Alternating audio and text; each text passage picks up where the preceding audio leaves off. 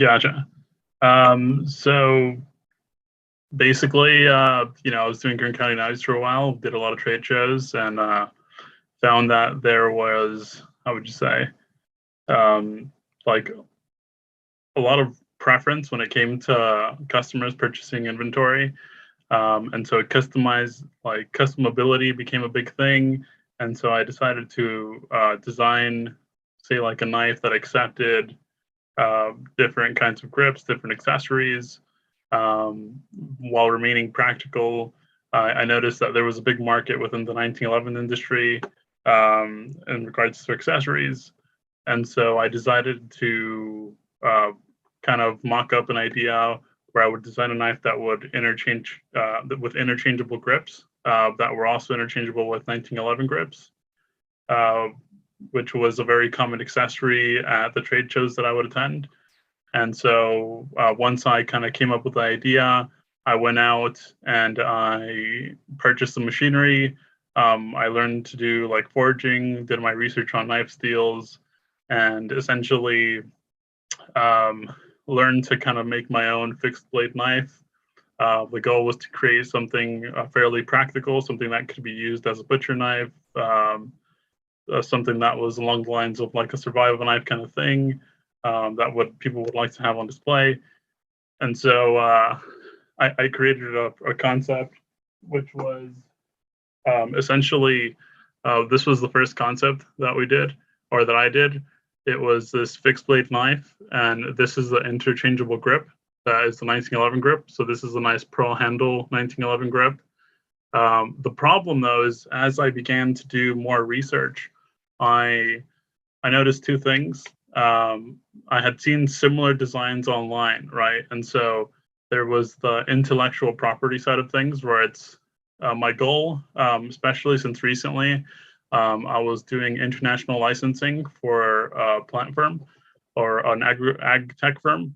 Like I wanted to, I got really interested in the licensing side of things, and so um, and the basic premise to licensing is you have something where you have the rights, the IP for.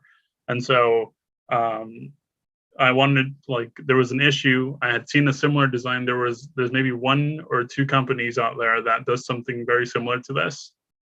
Um, but the issue with them, the reason they hadn't become popular is because this isn't necessarily a very like good handle. It's quite small. Like the actual amount of grip that you get, it's not very practical. It's a very gimmicky product.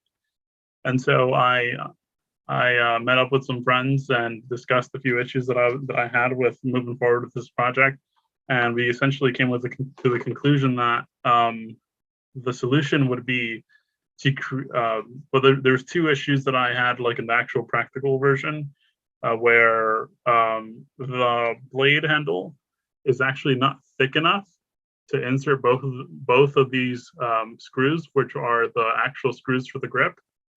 So when I would try to kind of put them together and screw them on, they would touch each other, and it felt kind of weird to try and get a really thick piece of metal to go in there, and it was not very practical.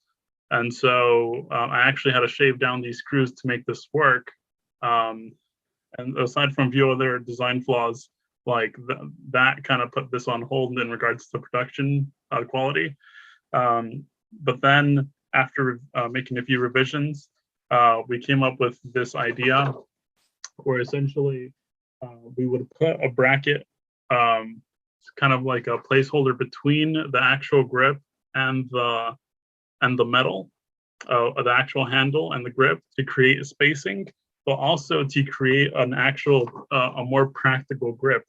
So you would put this in the handle and the 1911 grip to create an actual grip that is less gimmicky and more practical, and essentially um, will make a very practical, very displayable knife, right? And so my goal for this project, essentially, at the end of these 10 weeks, is more like just understanding the process of obtaining, say, like provisional patents.